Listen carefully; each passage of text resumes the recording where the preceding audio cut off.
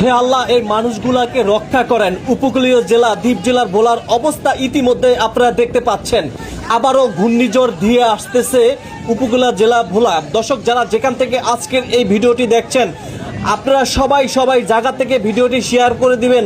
দেখতে পাচ্ছেন এই মানুষগুলোর অবস্থাটা একটু লক্ষ্য করে দেখুন।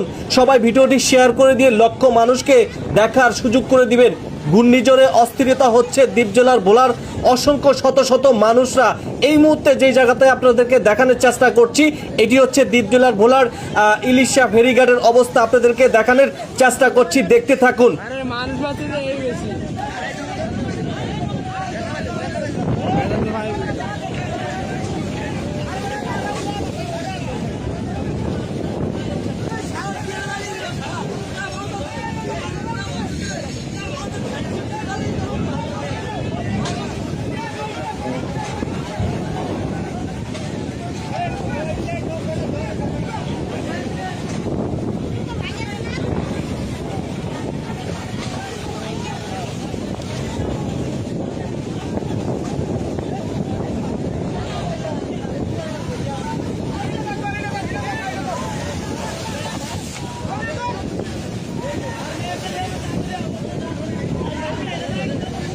করে তো লাইন গেছে ওর তো কিছুই নেই।